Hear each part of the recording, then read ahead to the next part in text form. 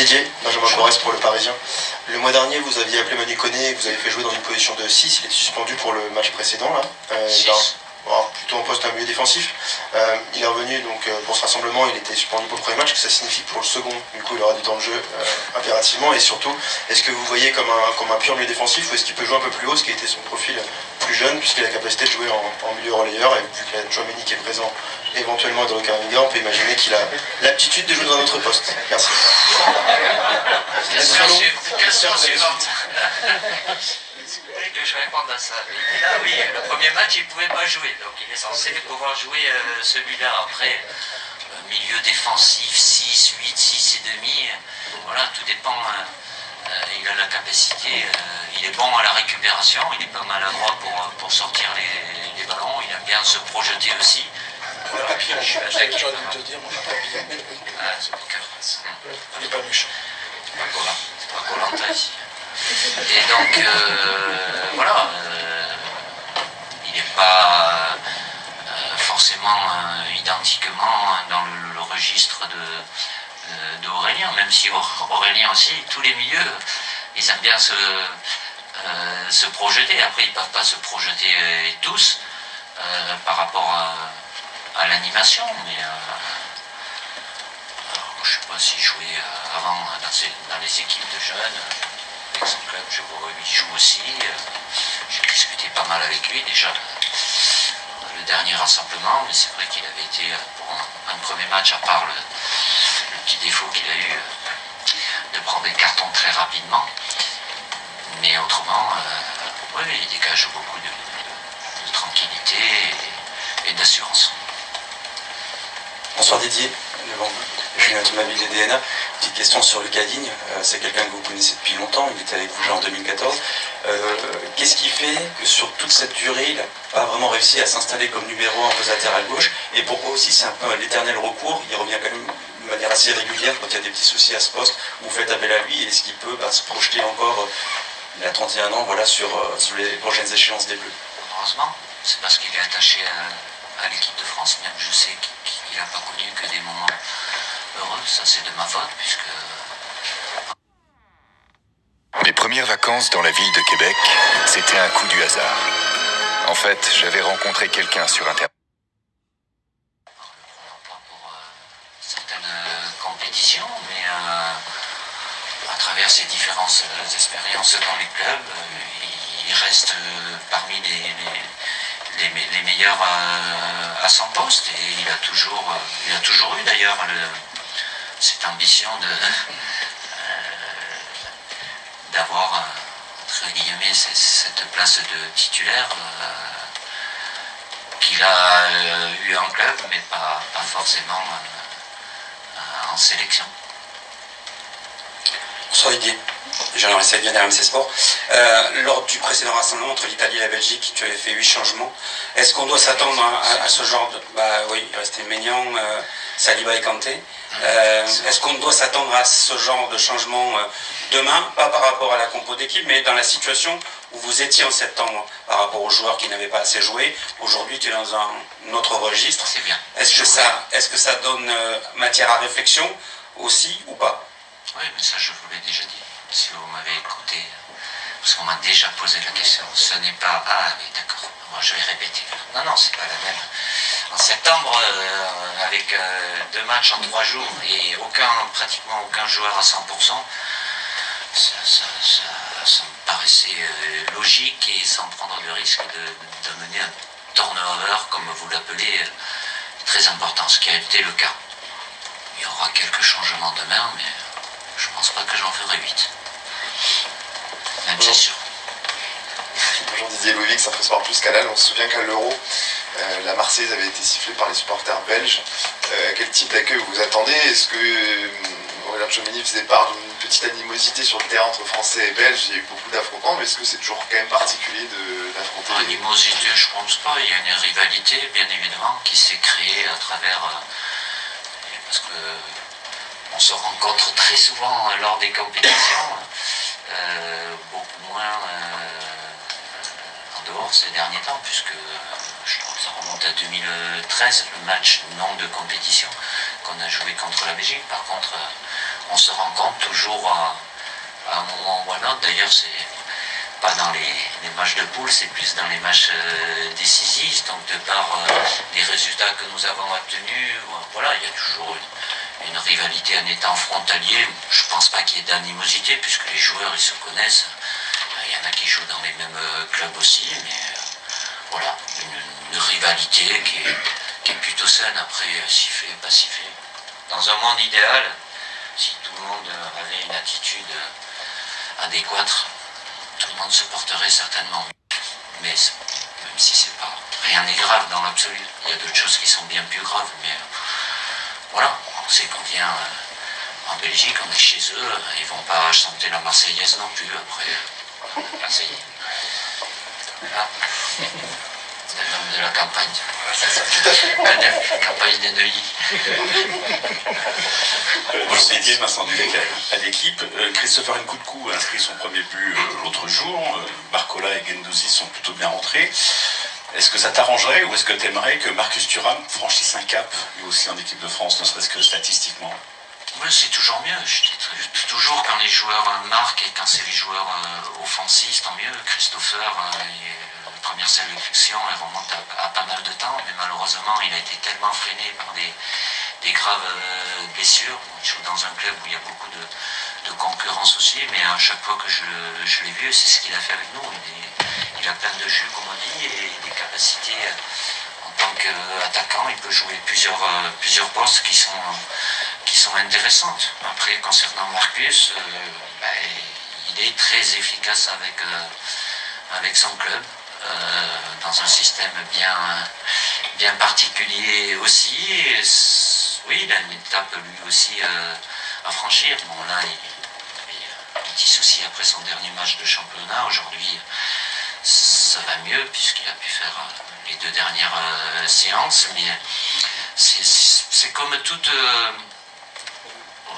Enfin, c'est une nouvelle génération, c'est pas que l'âge, c'est au moment où ils arrivent, voilà, il ne faut pas les propulser non plus, ni les condamner.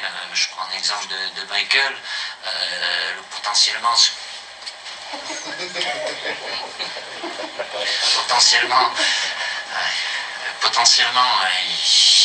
potentiel est énorme. De là à ce que ça puisse se traduire pour différentes raisons. Ça passe par évidemment du temps. Il y en a, ça demande moins de temps, mais pour les joueurs offensifs, oui, je dirais que le gap il est un peu plus élevé parce que c'est dans la créativité, c'est pratiquement dans l'obligation d'être décisif. Milieu de terrain, défenseur, bon, c'est plutôt être efficace, mais là dans la dernière zone, donc forcément ça demande voilà, une confiance, une tranquillité qui amène à faire le geste le plus juste possible. Marcus a eu pas mal d'occasions avec nous, malheureusement qui ne s'est pas concrétisé par des buts. Déjà en sélection. Oui.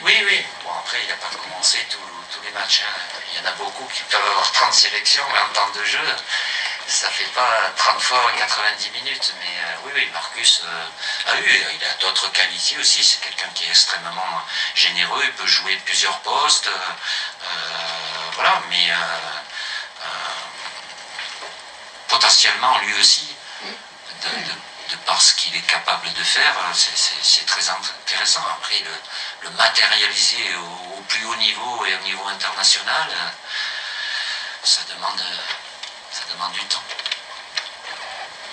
Bonsoir Didier, Xavier Montferrand, Radio France, sur votre droite. Aurélien, tout à l'heure, nous disait, on parlait et était questionné au sujet de la Ligue des Nations, et il nous disait que bon, ce n'était pas la compétition du siècle, que c'était un secret pour personne. Quelle valeur elle a, vous, à vos yeux, cette compétition, et comment on sait que vous en savez un peu aussi pour voir du monde, parce que l'objectif c'est la Coupe du Monde 2026 évidemment, mais quelle valeur elle a à vos yeux? Celle que vous lui donnez. Je sais pas, si on la gagne ça compte ou ça compte pas, on l'a gagnée. Si ça se passe, comme c'était le cas avant Doha, même si ça nous a mené à avoir des résultats qui n'étaient pas les meilleurs, mais de par le fait que ça se passe juste avant la Coupe du Monde, permis d'avoir aussi, parce qu'on avait, je crois, 4 matchs au mois de juin, rapprochés, pas en octobre, donc ça a permis de voir plus de joueurs. On garde toujours parce que l'exigence, c'est l'équipe de France et c'est une compétition. Donc, je ne vais pas vous dire, j'en ai rien à faire, les joueurs non plus. Maintenant, évidemment que dans leur saison sportive, c'est une compétition qui devient intéressante à partir du moment où on est qualifié. Avant c'était le Final Four, maintenant c'est Final 8.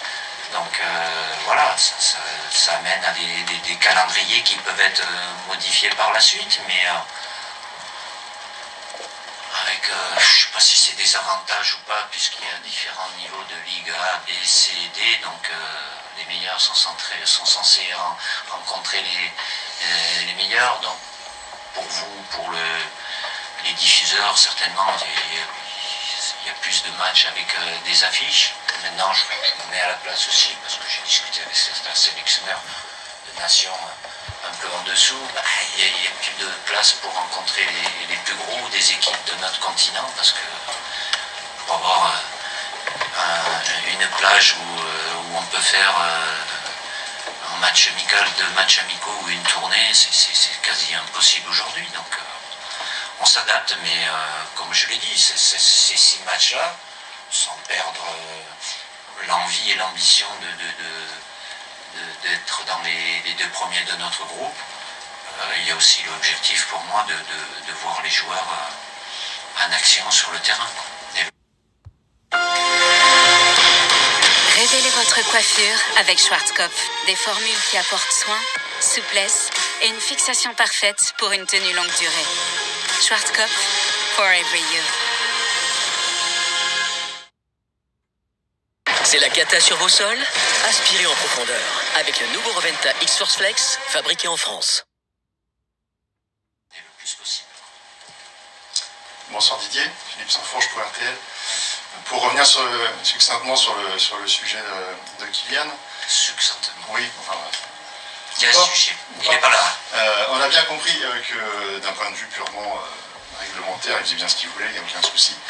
Est-ce qu'en revanche, oui, mais par rapport à ce qu'il représente aujourd'hui, est-ce qu'on peut regretter une petite faute de com, une mini faute de goût à minima, le fait de s'exposer un petit peu aux 4 coins de l'Europe pendant les matchs de l'équipe de France, ou est-ce que ça n'est pas un sujet?